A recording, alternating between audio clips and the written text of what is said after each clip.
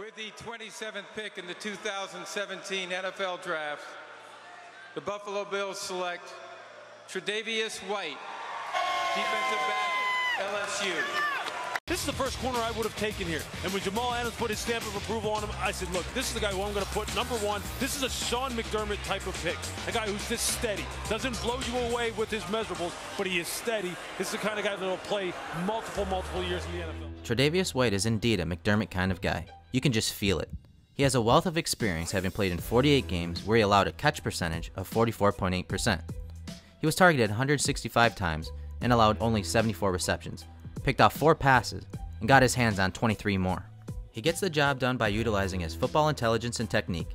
Pair those traits with his physical abilities and a dash of swagger, and you have a complete corner, one of the few in the 2017 NFL Draft. A player that can play off-zone coverage, read route combinations, and drive on the ball. A corner that can play press coverage and mirror receivers down the field. A technician that can show press, utilize a bail technique, never panic, and is able to make a play on the ball at the catch point. But also a reliable defender who is willing to come up and make a form tackle versus a bigger opponent. So let's take a look at how Trey was utilized in the Tigers defense last season. It will help us understand why his skill set will be incredibly important to the Buffalo Bills defense in 2017. Versus speed receivers, LSU liked to align White to the boundary so that he could squeeze routes into the sideline.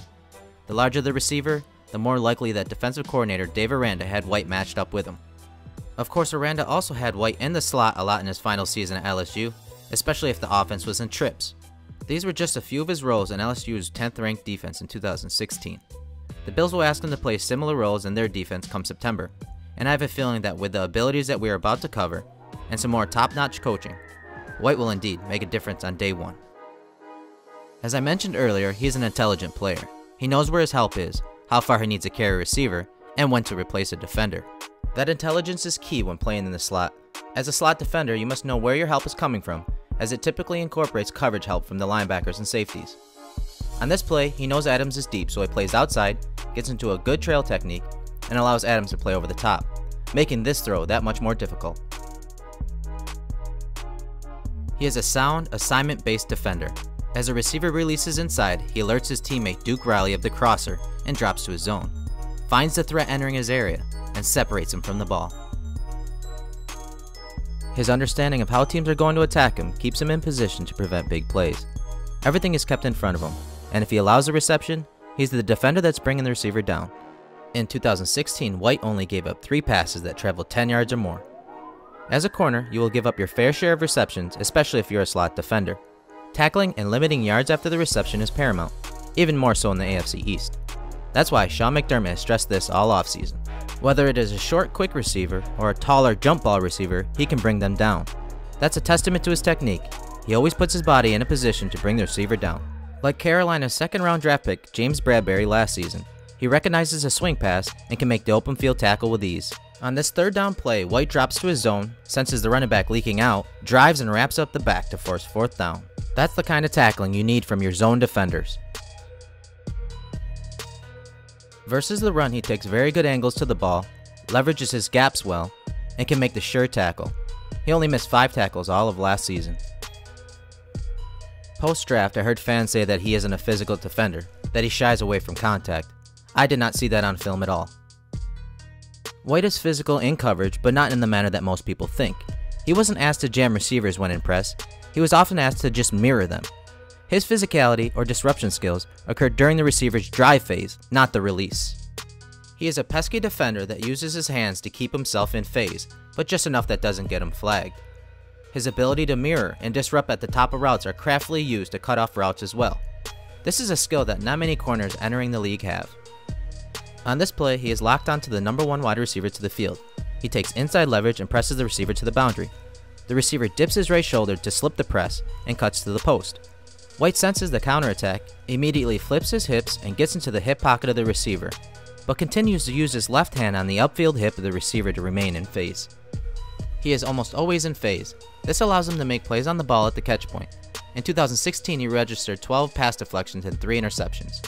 As always, he uses his hands to give him time to open his hips, plays the outside half of the receiver since he has help deep, and as the receiver's eyes look up, White turns to find the ball, all while having a great feel for where the receiver is.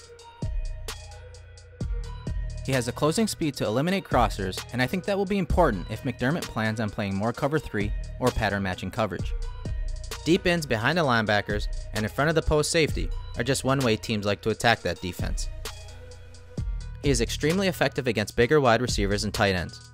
It is very easy for him to plaster them down the field, match their play strength, and use his hands to hold a receiver just enough to jump up and make a play on the ball. Regardless of the receiver's size or speed, if the quarterback is throwing a 50-50 ball, there's a chance White is competing at the high point, during the catch, or on the way down. Now on to a few of his weaknesses. At times, White's aggressiveness to establish leverage when in press will get him into trouble.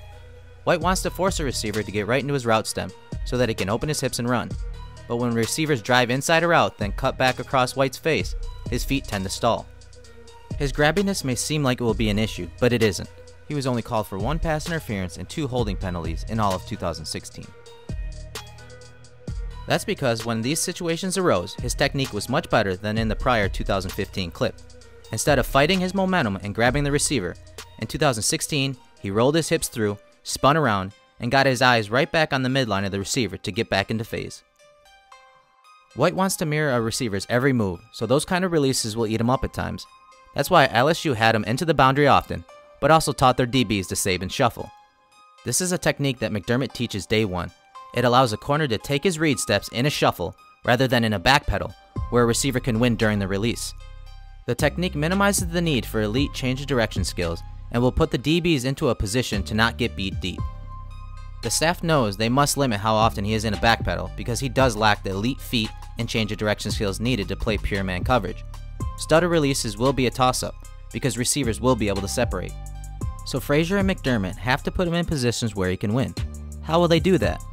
In base defense, they will not want him manned up versus speedy wide receivers or guys that run route stems with multiple breaks. If they do match him up with those types of route runners, the staff must protect him with coverages that allow him to pass the receiver onto the linebackers or allow him to use the boundary to his advantage. In nickel looks, White is a very good slot corner because of his intelligence and ability to read route combinations when asked to pattern match, especially versus trips or trip bunch sets. In trip sets, Seymour and Darby could man up on the number 1 wide receivers, and White could run pattern matching coverage between he and the linebackers. This will also help the linebackers because they will not have to chase outbreaking routes by the receivers and tight ends. Trading back and taking White at the end of the first round, all while picking up a first rounder next season, was a perfect move. The Bills filled a need by drafting White and gained some draft capital in the process. He is a reliable corner who will fit the defensive scheme. White only got beat once over 20 yards last season.